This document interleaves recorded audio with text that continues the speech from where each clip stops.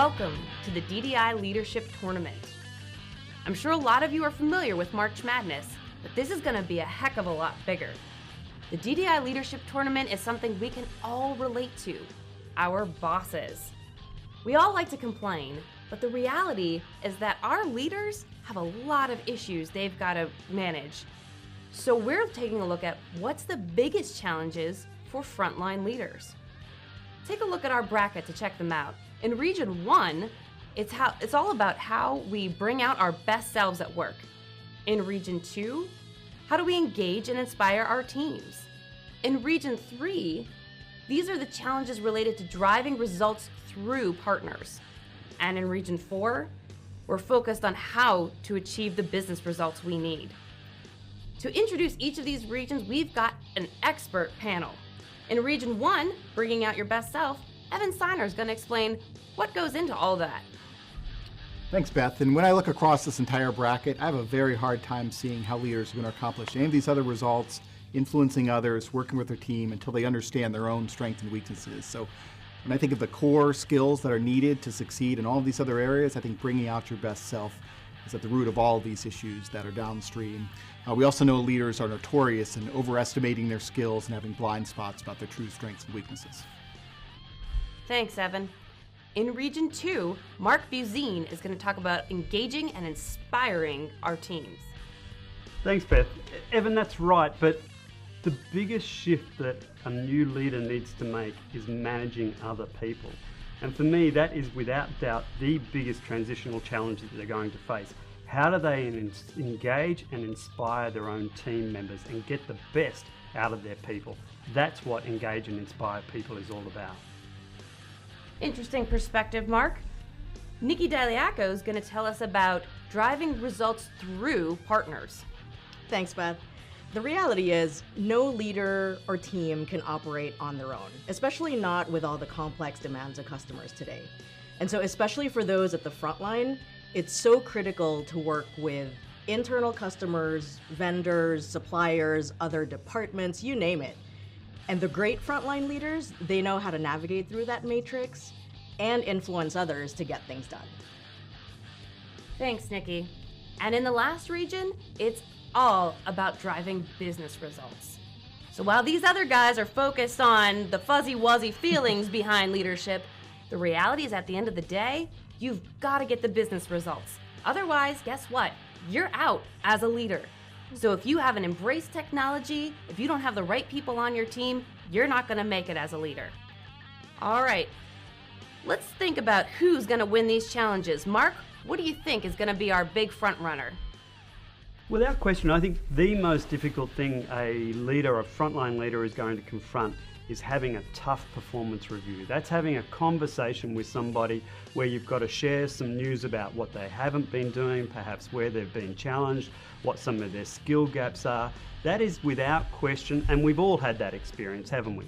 It's one of the, if not the most difficult things that a frontline leader needs to do.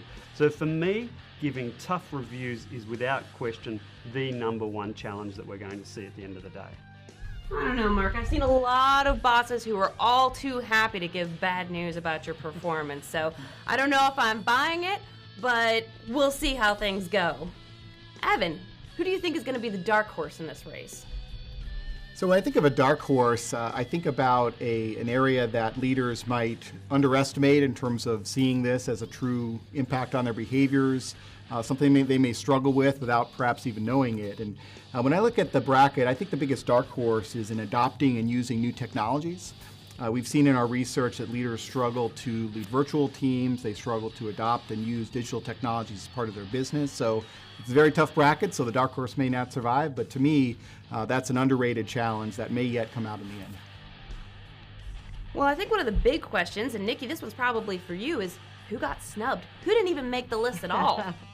Well, in our region, one of the front runners, although it didn't make the final cut, was managing intergenerational relationships. So obviously working with the baby boomers, the Gen Ys, and the millennials, working with others.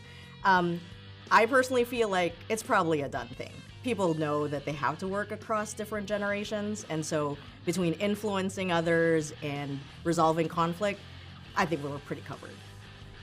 I gotta say, I'm glad that one didn't make it. If I have to see one more thing about whiny millennials, I'm done. In my opinion, killing X, Y, Z. Right. Enough already. In my opinion, I think at the end of the day, it's all about the hiring decisions. That's the only thing that's gonna make any difference. Who you've got on your team is gonna be the number one thing that leaders have to do right, or they're not gonna succeed. Because let's face it, leaders are not always so great at picking people for their teams. They'll look at someone who reminds them of themselves and say, oh, that's gonna make a great leader, they're just like me. But really, they probably need a diverse team of people with really different skills. So I think we're probably falling way behind on that category. Hey Beth, that sounds like a little bit of a fuzzy-wuzzy area to me. It's a little fuzzy-wuzzy, but let's be honest, people on your team is gonna be what make you a great leader at the end of the day. Couldn't agree more. Engage and inspire your team.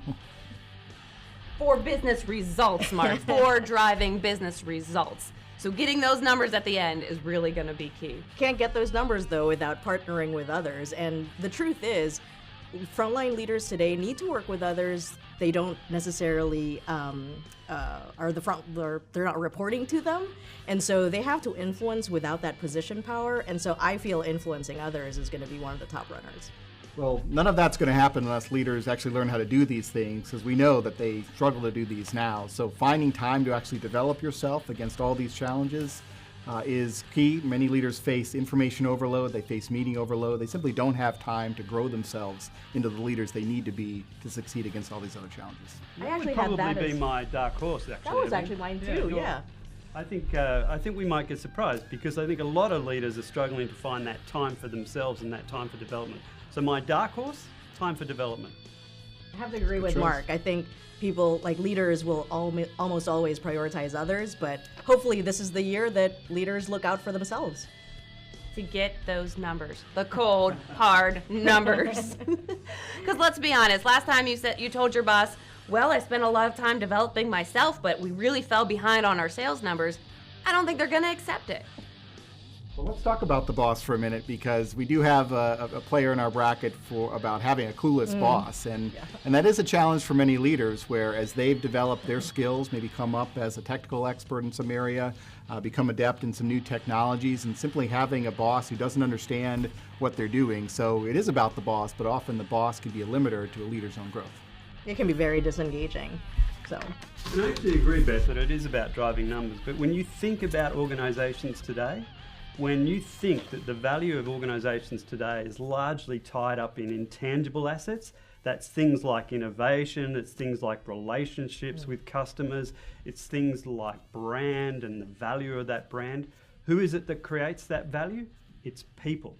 So if you're not looking after your people, if you're not developing your people, if you're not engaging and inspiring your people, then you could argue that that's actually commercially very negligent. I also think that the other challenge with looking at a results-only orientation, Beth, is that if it's all about the results, it's very hard to know what to do if you aren't hitting the results. What actually needs to be changed? What's the how that's behind some of the failures to succeed? And that's where I think some of the other challenges come in. Again, to understand yourself, to understand others, to actually have real data about where you're strong, where you're weak. So yes, achieving results is great, but if you don't achieve those results, and let's face it, many leaders and organizations are struggling to be able to diagnose why that's happening and doing something about it. That's why you need to understand yourself and understand how you're influencing others. I think the bottom line here is that there's an exciting tournament ahead. Leaders are facing challenges they have never seen before, and they are struggling to keep up. So let's see how things turn out.